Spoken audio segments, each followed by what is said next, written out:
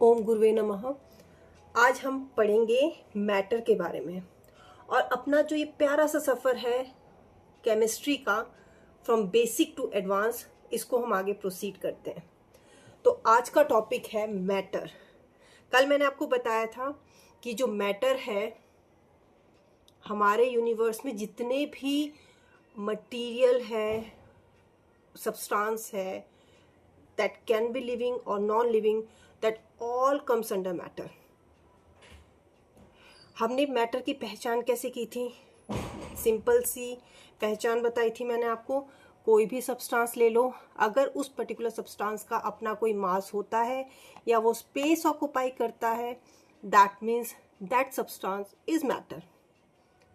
ठीक है, same thing यहाँ पे मेंशन किया है कि matter has mass and occupies space.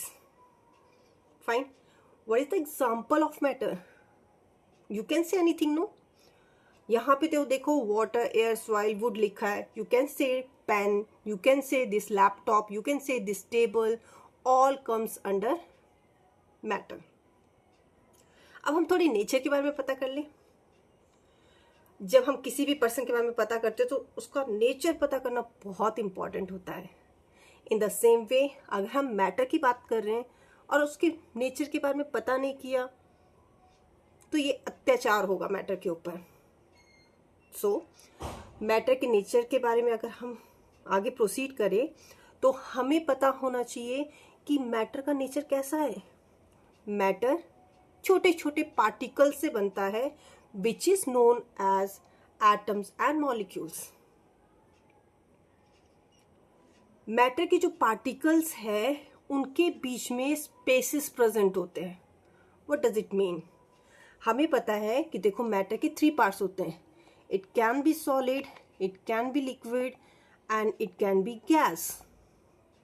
ठीक है, और जब हम उनके मॉलिक्यूल्स की बात करते हैं तो सपोज ये है सॉलिड।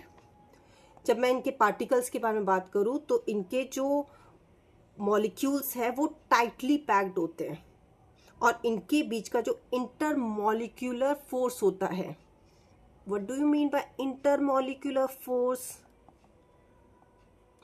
इंटर मॉलिक्यूलर फोर्स का मतलब है कि जब पार्टिकल्स या मॉलिक्यूल्स आपस में क्या होंगे, क्लोजली पैक्ड होंगे, तो जो फोर्स ऑफ अट्रैक्शन होगा वो हमेशा ज़्यादा होगा।